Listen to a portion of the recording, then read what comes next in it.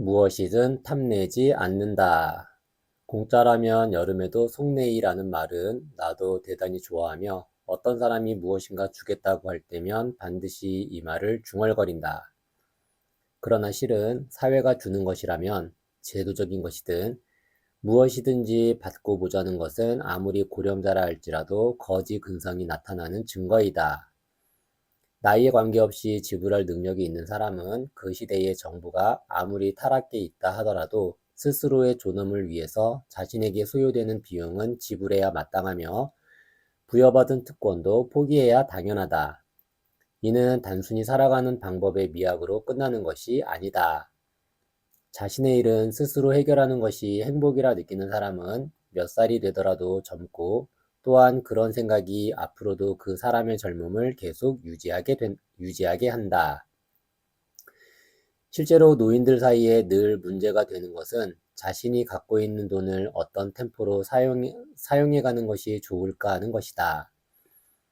빨리 죽을 거라 생각했으나 너무 오래 살아 돈 한 푼 없이 여생을 보내야 한다면 비참한 일이라는 구실하에 아주 인색하게 검역하며 생활하다 결국은 자신이 비축한 돈의 혜택을 전혀 받지 못하고 죽어가는 노인이 얼마나 많은가.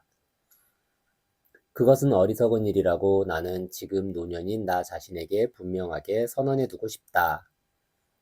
90세까지 산다는 계획하에 그동안 다 써버릴 요량으로 계산해서 그 후의 일은 내가 알 바 아니다. 그만큼 산다면 그 다음은 길거리에 내팽개쳐져도 그만이다. 무언가 말을 남기고 떠나야지 하는 생각을 버린다. 종종 일기에 남긴다든지 유서에 구구하게 감정적인 것들을 써놓는 사람이 있다.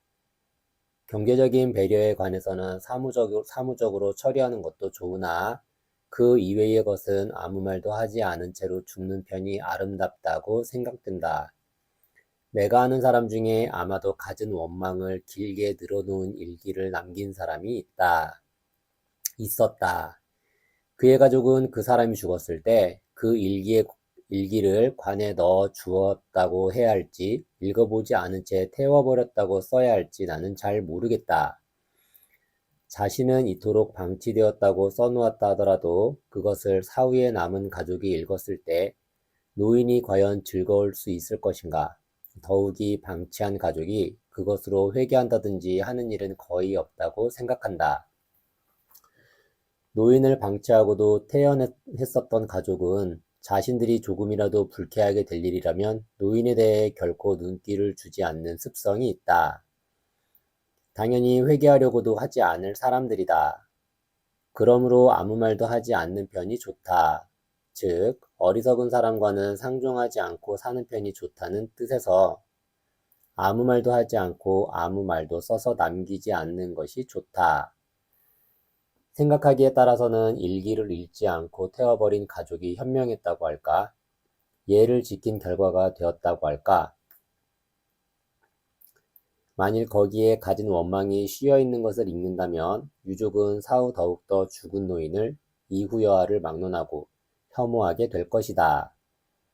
그러한 증오에 접하지 않을 만큼 가족들은 시간이 흐르면서 죽은 사람을 평온한 마음으로 생각하게 된다. 그러므로 정말로 아무것도 쓰지 않는 편이 좋다. 이러한 경우 만일 신앙이 있으면 그것은 커다란 마음의 의지가 된다. 자신이 얼마나 정당했는가 혹은 얼마나 무책임한 사람이었는가는 신이 정확히 판단해준다. 그 평가만이 절대적인 것이므로 자식의 감각이나 세평 때문에 연기할 필요도 없으며 다른 사람들에게 그것은 당신의 오해입니다라고 말할 필요도 없다. 신앙이 없는 사람은 사람들을 납득시키고 세평을 얻어내야 한다. 그만큼 괴로울 것이라는 생각이 들 때가 있다.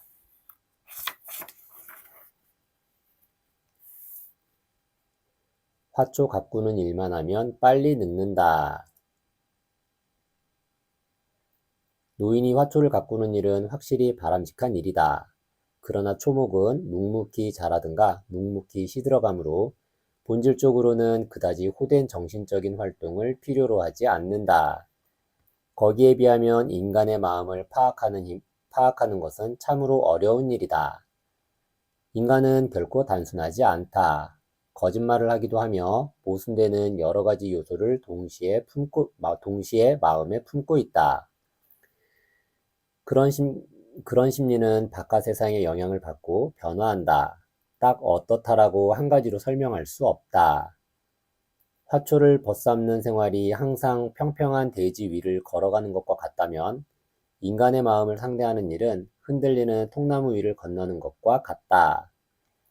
흔들리는 통나무는 기민한 심리적 반응, 튼튼한 허리와 다리, 유연한 관절이 없으면 건널 수 없다. 화초를 상대하는 것이 나쁜 것은 아니지만 그것은 하나의 아니한 생활 방식이라는 것을 자각하지 않으면 안 된다. 살아간다는 것은 사람들 한가운데에서 더불어 고민하면서 살아가는 것이다. 은퇴한 지금은 회사에서도, 조합에서도, 관공서에서도, 그 어느 곳에서도 영향력을 갖고 있지는 않다. 그러므로 이제 새삼 철학책을 읽고 세계 정세를 알고 겐지 모노가타리나 셰익스피어 소설을 읽은들 무슨 소용이 있을까라고 말하는 사람이 있으나 나는 절대로 그렇게 생각하지 않는다. 그것은 자신이 즐기기 위한 것이다. 술을 마시면서 일일이 회사나 조합이나 관공서의 일을 생각하지 않는 것과 마찬가지이다. 나는 지금도 죽기 전까지는 셰익스피어 전집을 모두 읽으려고 한다. 몇 살에 끝낼 수 있을지 모르겠지만 죽기 전까지 하면 되니 대단히 즐거운 일이다. 지난날 젊은 시절 좌절을 몰랐던 나이에는 셰익스피어 작품 중에 무심코 읽었던 말에 여기저기에 함축된 의미 따위들을 모르는 것이 당연하다. 그러나 차츰 이런 재미를 알게 되는 것이 노년의 특권이다. 그러고 보니 모든 문학을 이해하는 능력이란 청년의 것이 아닌 노년의 것인지도 모르겠다. 특별히 젊은이 취향의 작품 중에는 젊은이들만이 흥미를 느낄 수 있는 것이 있겠지만 그 이외의 문학은 모든 연령기를 경험해온 노년의 것이다. 수명이란 말은 그리스어로 헤리키아라고 한다. 그리스어의 대부분이 숨을 죽일 만큼의 깊은 의미를 나타내고 있지만 이 헤리키아라는 말 또한 그 한 가지라 해도 좋을 것이다. 헤리키아란 수명, 그 직업에 적합한 연령, 신장이라는 세 가지 의미를 갖는다. 신약성서 마태복음 6장 27절에 너희들 중에 누가 번민했다고 하여 수명을 조금이라도 연장할 수 있겠는가라는 유명한 구절이 있으나 이 부분을 신장을 한 자라도 늘릴 수 있겠는가라고도 해석할 수 있다는 주석이 붙는 것은 그리스어의 특성 때문이다. 헤리키아라는 말이 갖는 세 가지 요소를 사람의 힘으로 결정적으로 바꿔놓기란 거의 불가능하다. 수명은 물론이다.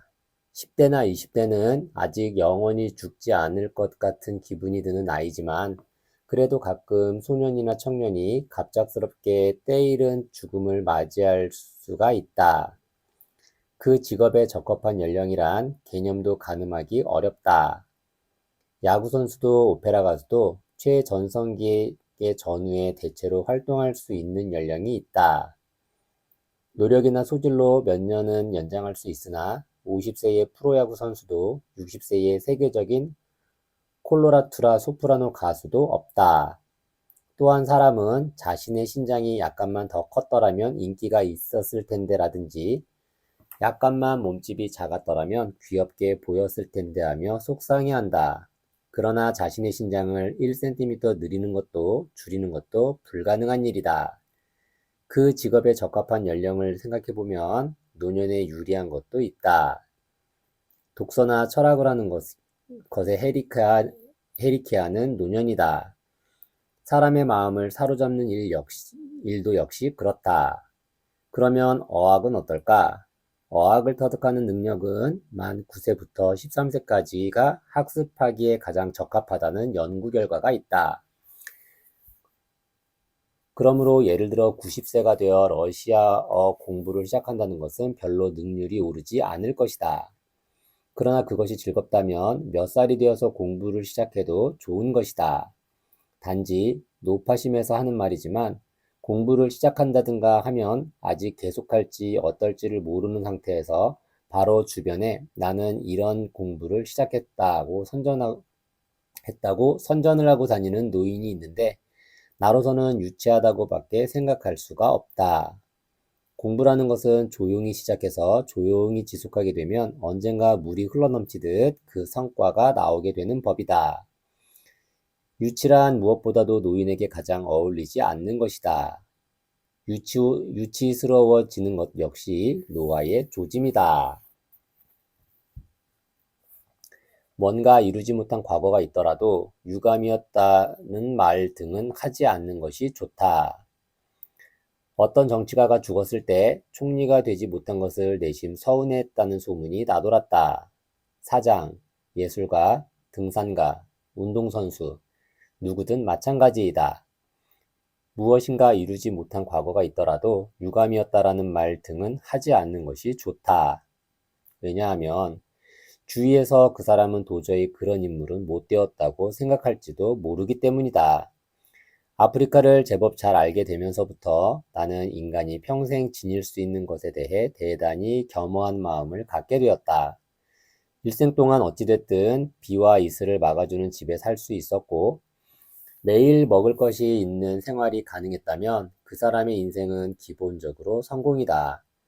만일 그 집이 깨끗하며 목욕탕과 화장실이 있으며 건강을 해칠 정도의 더위와 추위에서 보호되며 매일 뽀송뽀송한 이불에서 잘 수 있고 누추하지 않은 옷을 입을 수 있고 영양이 골고루 섞인 맛있는 식사를 하며 전쟁에 휘말리지 않고 병이 들었을 때는 진료를 받을 수 있는 생활을 할 수 있었다면 그 사람의 인생은 지구 수준에서 보면 대단한 행운이었다.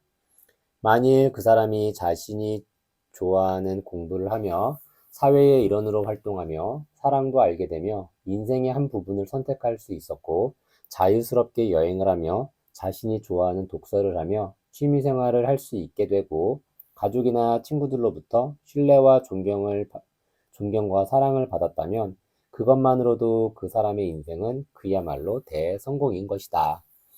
이런 계산이 불가능한 노인은 그 나이 되도록 도대체 무엇을 했느냐고 비난받아도 어쩔 수 없을 것이다. 친구가 먼저 죽더라도 태어날 것. 사람 나름이지만 친구의 죽음에 대해서 의외로 충격을 받지 않는 것처럼 보이는 노인도 많다. 젊은 사람 쪽에서 보면 친구가 죽는다는 것은 마음을 받아줄 친구가 없어지는 것으로 참으로 고통스러울 것이라 생각되지만 노아는 그런 쓸쓸함마저도 별로 느끼지 못하게 해주는지도 모른다. 친구가 먼저 세상을 뜨는 일, 남편이 먼저 떠나가는 것도 마찬가지. 늘 사전에 마음속으로 예상하는 것이 중요하다. 그렇게 하면 막상 닥친 운명에 대해 마음의 각오가 서게 된다. 드디어 헤어지는구나 하고 한탄하기보다 몇십 년 동안 즐겁게 지내주어서 고마웠어 라고 감사하면 되는 것이다. 자신이 기력이 있는 노인이더라도 뽐내지 않을 것. 저마다 타고난 인간의 능력만큼 차이가 나는 것도 없다. 다부진 체력이나 기력을 갖고 있는 사람은 스스로 단련하여 가꾼 것이겠지만 근원으로 특혜자면 단련에 견딜 수 있는 성격이나 체질을 타고난 것이다. 전적으로 자신의 노력으로만 그렇게 된 것이 아니기 때문에 그다지 잘난 체 할 일도 아닌 것 같다. 부부 사이에 한쪽이 건강하고 다른 쪽이 약한 경우는 서로 사랑하고 위로해 줄 수 있는 사이라면 좋겠지만 약한 쪽 상대에 대해 동정이 결여된 경우가 있다. 빨리 걸으라든가 이 정도 물건도 들 수 없느냐고 한다든지 집사람이 늘 병치레만 해서 나는 아무것도 할 수가 없다는 등 영 듣기 거북한 말을 하는 남편을 만난 적이 있다. 당신이 좀 더 용기를 내지 않으니 몸이 안 좋은 거예요 라든지 저 사람 게으르기 때문에 여행도 갈 수 없을 거야 라는 투의 동년배에 대한 비난도 삼가야 한다. 물론 심약하고 고통을 견뎌내는 힘이 없어 나이에 걸맞지 않게 약한 노인도 많지만 그것을 도덕적 결함으로 단정지을 권리는 아무에게도 없기 때문이다. 직접 비난하지는 않더라도 일방적으로 자신의 체력과 기력을 표준으로 삼아 자신도 이 정도의 일을 해낼 수 있으니 상대도 가능하리라 믿어 의심치 않는 사람도 있다. 특히 고령이 되면 의기양양한 사람은 더욱더 의기양양해지고 기분이 처진 사람은 더욱더 의기소침해지기 마련이다. 그 격차는 심한 것이므로 늘 자신의 체력이나 기력을 기준으로 해서 타인의 생활 방식을 단정짓는 일은 피해야 한다. 노인들끼리 함께 행동할 때는 매우 조심스럽게. 최근에는 건강한 노인들이 그룹으로 수십 명까지 몇몇이서 모여 여행하는 것을 자주 목격한다. 그들 중에는 눈에 거슬리는 행동을 하는 사람도 있다. 전철에서 내리는 사람을 기다리지 않고 입구로 덮어놓고 달려들며 자신들은 고령이니까 좌석을 양보받는 것이 당연하다는 듯한 얼굴을 하고 귀가 잘 안 들리는지 거리낌 없이 큰 소리로 떠들어댄다. 6, 70년을 살아왔음에도 여행을 할 때 자신의 취향이나 건강 상태, 추위, 더위를 타는 것은 각자 다르므로 에 따라 자신에 맞는 의복을 골라 입을 줄 모르고 제복처럼 다른 사람들과 같은 것을 입는 노인이 있다. 무엇을 하면서 그만한 세월을 살았을까 하고 생각하게 된다. 전철 안에서 떠들어대는 것은 초등학생들이라도 묵인될 수 없다. 마찬가지로 고령자들에게도 결코 용납될 수 없는 일이다. 공예가 아닌 노예라는 말을 젊은이들이 새로 만들어내지 않도록 주의해야 한다. 지나간 이야기는 정도껏 한다. 정도껏이란 말 자체가 대단히 어려운 것이지만 일체 옛날 얘기를 하지 않는 노인도 노인답지는 않다. 나는 옛날부터 노인의 이야기를 듣는 것이 그렇게 싫지는 않았다. 같은 말을 반복할 것 같은 위험이 있을 때에는 요전번 자네를 만난 것이 언제였지라고 물어 지난번 만난 때부터 지금까지 있었던 일만을 이야기하는 것도 요령이다. 하기야 지난번부터 오늘까지 사이에 어떤 일이 있었는지 잊어버리는 일도 대단히 많기 때문에 그렇게 조절하는 것도 실로 어려운 일이다. 이런 것이 걱정되는 경우에는 대화를 주로 젊은이에게 하게 하는 것도 좋겠다.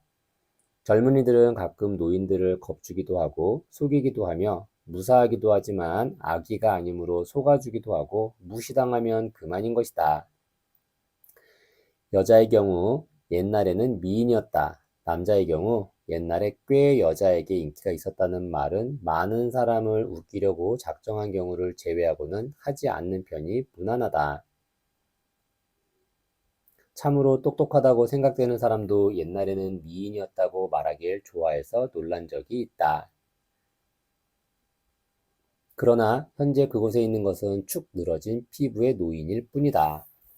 그러나 잘만 하면 젊지 않은 것으로 상대를 편안하게 하고 유머러스한 기분을 자아낼 수 있다. 허둥대거나 서두르지 않고 뛰지 않는다. 이제는 발빠르게 무엇인가를 할 때는 아니다. 서두르는 일은 노인의 아무런 좋은 결과도 가져오지 않는다. 남아있는 시간은 적지만 저마다의 인생길은 다 있으므로 천천히 게으름 피우지 않고 계속해서 나아가면 족한 것이다. 노인의 갖가지 심신의 사고는 서두르는 데서 일어난다. 잠이 오지 않을 때조차도 서둘러 잠을 청할 필요는 없다. 빨리 자려고 수면제를 먹으면 다리의 운동신경 마비 증세가 나타난다. 다리가 꼬이게 되면 넘어져서 골절상을 입게 된다. 이만큼 살아왔는데 여기서 무얼 서두를 게 있으랴. 노인이 약속 시간에 다소 늦는다고 투덜대는 사람은 거의 없을 것이다. 전철이 이미 와 있다고 해도 뛰어갈 필요는 없다. 전철은 다음 것을 타면 그만이다. 전철 한 대를 기다리는 동안에 세상을, 젊은 아가씨를, 재미나는 광경을, 그 밖에 여러 가지를 볼 수가 있다. 서두르는 것보다 기다리는 편이 훨씬 좋은 것이다. 젊었을 때야말로 서둘러야 했다. 앞날이 있다고 해서 늑장을 부리면 어디로 가야 할지 방향조차 결정하지 못하는 것이 청춘이다. 그러나 노년은 다르다. 노년은 한 걸음 한 걸음 걸어 나아가면서 인생을 음미할 수 있는 나이이다. 그런 의미에서는 누구나 예술가이다. 노인이 되어 시를 쓰기 시작하는 사람이 많은 것은 그런 연유 때문이다. 서두를 필요는 없다. 무엇이든 느긋하게 하고 느릴수록 좋다. 그러나 그 이전 40대부터 60대까지 인간은 서두르지 않으면 안 된다. 그동안에 이루어야 할 일을 해놓지 않으면 더 이상 몸이 따라주지 않는다. 40이 되어 무엇인가 몰두할 일을 갖지 못한 사람은 인생의 반은 실패하고 있는 것이다. 그러나 곧 결심하여 무엇인가 시작한다면 아직 시간은 충분하다. 느긋한 노년에 들어서기 전에는 충실하고 활기찬 장년 시대가 필수인 것이다. 외출에서는 항상 긴장을 한다. 노아의 한 가지 징후는 외부 세계와의 단절이다. 즉, 외부 세계를 받아들이지 못하거나 혹은 자신의 일만으로도 힘에 부쳐 다른 사람의 일을 전혀 생각할 수 없는 경우거나 어느 한쪽이다. 그러나 문을 걸어 잠그고 방에 혼자 있는 것이 아닌 한 우리들은 외부와 늘 접촉하며 살아가고 있다. 외부 세계와 관계를 갖는다는 것은 서로가 주목받고 있는 존재라는 것이다. 그러므로 바깥 세상에 나아가는 데는 노력과 긴장이 필요하다. 외출하게 되면 물건을 사는 데에도 차를 타는 데에도 새로운 제도로 바뀌어 있다는 것을 알게 된다. 나는 아무것도 모르니까 잘 부탁합니다 하면서 남에게 모두 맡겨서는 안 된다. 동물원에는 두 가지 형태가 있다. 남아프리카 공화국의 동물보호구역처럼 동서남북으로 수십 킬로미터에서 수백 킬로미터가 되는 넓은 곳도 있지만 사파리 파크처럼 사람이 짐승의 우리처럼 생긴 차를 타고 동물들 사이를 돌아보는 형태도 있다. 어느 쪽이든 그것이 추구하는 일관된 목적은 가능한 한 동물을 자연에 가까운 환경에 두는 것이다. 진정한 동물 보호구역이라면 먹이도 주지 않아야 한다. 동물들이 스스로 먹이가 되는 작은 동물들을 적당히 잡아먹든지 좋아하는 식물을 찾아다니며 연명해 나간다. 자연의 생태계에 사람이 되도록 관여하지 않는 것이다. 그런데 사파리파크나 조그마한 자연동물원은 어쩔 수 없이 사람이 먹이를 줄 수밖에 없다.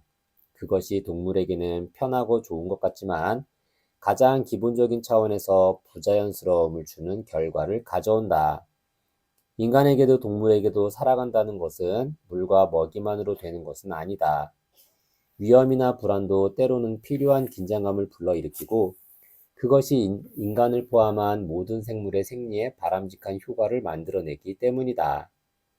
역대 총리나 정부가 안심하고 살 수 있는 사회를 건설하자라는 등의 허튼 소리에 가까운 무책임한 말을 하며 또한 나이 지극한 어른이나 노인들이 그것을 환영한다는 도식이 되풀이되고 있지만 안심할 수 있는 사회라는 것이 이 세상에 출현하는 일은 결코 없다는 것쯤은 잘 새겨두는 게 좋다. 설사 그러한 사회가 현실적으로 가능했다 하더라도 그것은 노인을 죽이기 위한 음모라고 생각하는 편이 차라리 정답이다. 전혀 긴장이 없는 곳에서 건전한 생활이라는 것도 있을 수가 없으니까 말이다. 손자가 어렸을 때 사자 사파리 공원을 함께 간 적이 있는데 우리를 태운 자동차 운전기사가 길에 누워 뒹구는 사자를 향해 일부러 자동차를 돌진시키는 것을 보고 의아해하였었다. 나중에 들은 이야기지만 사육사는 사자에게는 먹이가 없는 불안도 다른 무리와의 마찰도 없었다. 따라서 그 방면으로는 긴장과 스트레스가 극도로 감소된 상태라는 것이다. 긴장의 감소는 불건강으로 이어진다. 그러므로 가끔 그런 식으로라도 일부러 인위적인 위험을 준다는 것이었다. 사람도 마찬가지일 것이다. 잘 걸을 수 있도록 다리를 늘 튼튼히 할 것. 걷는다는 것은 그저 단순히 한 지점에서 다른 한 지점까지 이동할 수 있는 능력 이상의 중대한 의미를 갖고 있다. 걷는다는 것은 첫째로 건강에 좋은 것이고, 걸을 수 있다는 것은 무엇보다도 보통 사람과 같은 상태라는 최소한의 보증인 것이다. 걷는 것으로서 인간은 자신이 들어갈 수 있는 세계를 확대하는 일이 가능해진다. 새로운 것을 볼 수 있고 귀한 체험을 할 수 있으며 모르는 사람과 친해질 수도 있다. 이런 일들이 계속되는 한 인간은 고립되지 않는다. 어느 날 갑자기 뜻하지 않은 일이 생겼을 때 내 몸 하나로 어디까지든 시간을 들여 걸어가면 된다고 생각할 수 있는 사람은 이 세상에서 공포감을 갖는 일이 적다. 공포감을 느끼지 않고 살아간다는 것은 심리적으로 방어 일변도의 에고이즘에 빠지지 않고도 살아갈 수 있다는 것을 의미한다. 이것이 중요한 점이다.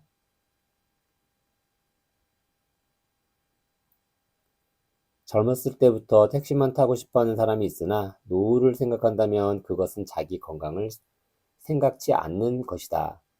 또한 이미 노년에 접어든 사람은 지금부터라도 다리를 튼튼히 해야 한다. 사실 하려고만 마음 먹는다면 운동이 상당히 부자유스러운 사람이더라도 가능한 일이다. 이와는 반대로 차 타기를 싫어하며 차에 타면 멀미하기 쉬운 사람은 젊었을 때부터 하나의 단련으로 생각해 차멀미를 고쳐놓아야 한다. 약도 있고 마른 오징어를 씹으면 좋다는 식의 치료 방법도 있을 것이다.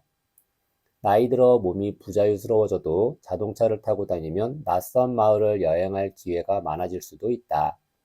몸과 마음을 움직일 수 있는 가능한 한 모든 운동을 해두고 싶다. 내가 좋아하는 히라보의 해석을 한 번 더 빌리자면 걷다라는 말은 페리파, 페리파테오라고 하는데 이는 걸어 돌아다니다라는 뜻이기도 하고 그 사람처럼 처신하다라는 의미이기도 하며 또 무엇보다 생활하는 것을 가리킨다. 다시 말해서 걷지 못하는 사람은 그 사람답게 처신하지도 생활할 수도 없다고 히랍 사람들은 생각했던 것이다.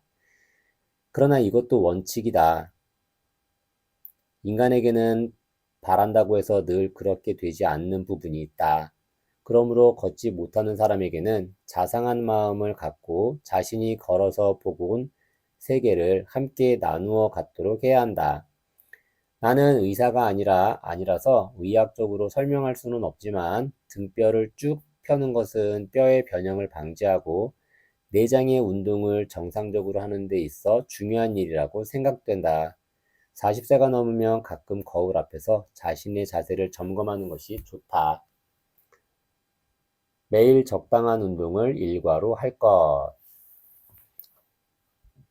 노년. 40세가 넘어서면 노년이 시작된다.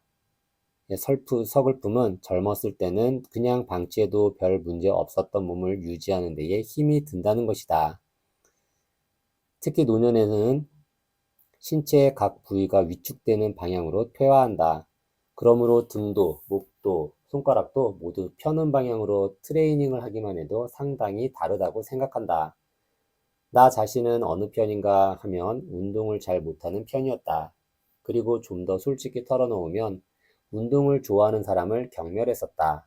그러나 내가 나이를 먹으면서부터 내 자신이 경멸받는 입장이 될 수밖에 없다고 생각하게 되었다. 나이보다 젊게 보이고 싶은 것 때문이 아니다. 머리가 둔해지는 것을 막고 아울러 육체적으로 타인에게 폐를 끼치지 않기 위해서는 평소에 가구나 구두, 기계류의 손질을 게을리하지 않듯이 몸을 잘 가꾸어 놓아야 한다. 내가 아는 사람 중에는 하루 한 번 맥박을 120회까지 올림으로써 심장의 기능 저하를 예방하고 또한 몸의 구석구석까지 산소를 공급할 수 있다고 주장하며 실행하는 과학자도 있다. 매일 똑같은 일을 하는 것이 재미없다 하더라도 계속하는 끈기가 중요한 것이다. 그렇게 하다 보면 결국은 그것이 정말로 즐거워지게 된다. 전화, 우편 업무 등은 스스로 해결하도록 할 것. 이런 일들은 노인에게 민첩하고 요령있게 하라고 말해봤자 무리이다. 그렇지만 이런 일들은 천천히 시간을 충분히 갖고 돋보기 등을 사용해서 스스로 해내고자 하는 결의가 없어서는 안 된다. 전보를 치라고 해, 편지를 붙이라고 해야지라고 늘 남에게만 시키는 노인이 있는데 이러한 일들이야말로 머리와 몸에 좋은 훈련이 된다. 남에게만 시키게 되면 결국은 그러한 일을 자신은 전혀 할 수 없는 것으로 믿게 되며 의뢰심이 점점 강해질 뿐 아니라 할 일이 없어져 따분함에 괴로워하게 된다. 가능하다면 세금 신고 같은 것도 스스로 하는 것이 좋겠으나 때때로 젊은 사람에게 점검을 받아 계산이 틀린 데가 없는지를 확인받을 수 있으면 좋다. 젊은이에게 방해가 되는 장소에는 고령자의 행동에는 젊은이에게는 없는 특징이 있다. 젊은이들은 느릿느릿하지 못하지만 노인은 느릿한 행동을 취하는데 익숙해져 있다. 근본적으로 노인에게는 노인에 맞는 생활 방식과 행동 패턴이 있다. 그러므로 젊은이들과 함께 행동하려 하지 말고 자신의 템포에 맞는 즐거움을 찾는 편이 좋다고 생각한다. 특히 단체 행동을 할 때에는 각별히 주의해야 한다. 체력과 기력에 자신 있는 사람은 별개로 치더라도 여행이란 다른 사람들과 함께 움직이는 것만으로도 하나의 큰 부담인 것이다. 노인이 젊은 사람의 행동에 방해가 되는 몇 가지 이유란 다음과 같은 것들을 들 수 있다. 계단을 오르내리는 것이 힘들다. 짐을 들 수 없다. 화장실에 자주 간다. 병이 나기 쉽다. 이러한 것들은 자신의 템포로 행동한다면 그다지 지장을 초래하지는 않으나 다른 사람과 행동을 맞추려다 보면 피곤함의 원인이 되거나 넘어지든가 젊은이에게 짐스럽다는 생각을 갖게 한다. 어린아이들이 어른들의 틈에 끼어 노는 것이 부자연스럽듯이 어른이 아이들의 놀이에 참견하는 것도 보기 좋은 것이 못 된다. 노인에 있어서도 이와 똑같은 절도 있는 태도와 분별력이 당연히 있어야 한다. 나는 휠체어를 탄 사람이나 눈이 안 보이는 사람들과 여러 차례 매우 가혹한 외국 여행을 한 적이 있는데 그런 여행에는 고령자가 끼어 있어도 전혀 폐가 되지 않는다. 2주일간의 중근동 구라파 여행에 80세가 넘은 분들과 동행한 적이 여러 번 있다. 눈이 부자유스러운 젊은이들은 체력이 있는 사람은 많았으나 행동이 다소 느리다는 점에서 이들은 서로 성향이 맞았다. 거기에 노인이 끼게 되면 그룹에 어린이가 끼는 것과 같은 부드러움을 주었다. 이런 방법의 외출이나 여행도 있는 것이다. 비바람을 두려워하지 않을 것. 노인은 걸음걸이가 위험하므로 물론 강풍이 불거나 호우가 내리는 날엔 웬만하면 외출하지 않는 것이 좋다. 그러나 나는 노인이 자연현상에 소극적이 되어서는 안 된다고 생각한다. 비 오는 것이 외출을 취소하는 구실이 되다 보면 모든 것이 어떤 일을 하지 못하는 이유가 된다. 그렇게 되면 어느새 단지 살아있으면서도 방 안에 갇혀 있는 것과 같은 생활이 되어버린다. 비가 오더라도 예정을 취소하지 않는다.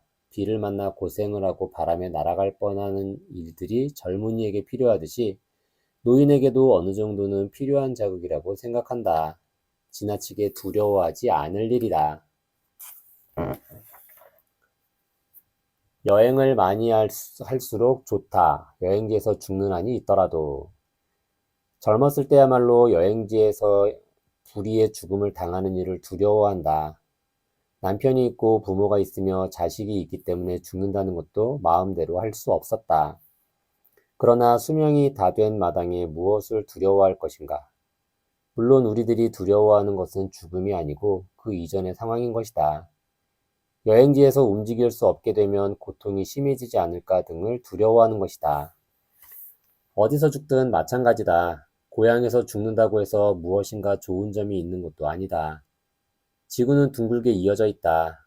힌두교의 장례식은 화장으로 하며 그 재를 바다에 흘려보내는데 그렇게 함으로써 죽은 자는 자신이 태어난 대지로 돌아가는 것이다. 외국에서 죽으면 돈이 든다고 걱정하는 사람이 있다. 요즘에는 그것도 준비해두면 간단하다. 자필에 화장 승낙서를 휴대하고 다니면 된다. 그렇게 하면 어느 나라에서건 화장하여 유골로 만들어준다. 유골이라면 운송비도 그다지 들지 않는다. 항공회사가 싼 가격으로 작은 상자에 넣어 일본으로 가져다 주기 때문이다.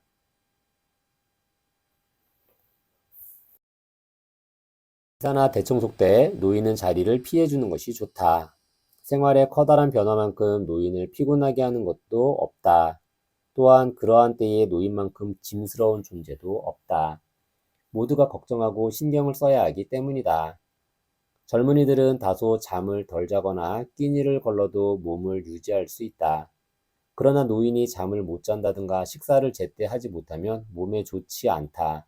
그렇게 되면 그 바쁜 중에도 젊은이들에게 또 다른 걱정거리를 만들어주는 일이 된다. 아무 생각 없이 거들어주고 후에 피로로 병이 나든가 근육통을 일으키거나 하면 곤란하다. 일단락 소란이 가라앉았을 때쯤 돌아와서 젊은 사람들에게 애쓰는 것을 위로해주고 나는 덕분에 편했다고 감사하는 편이 마찰의 불씨를 만들지 않고 넘길 수 있는 길이다.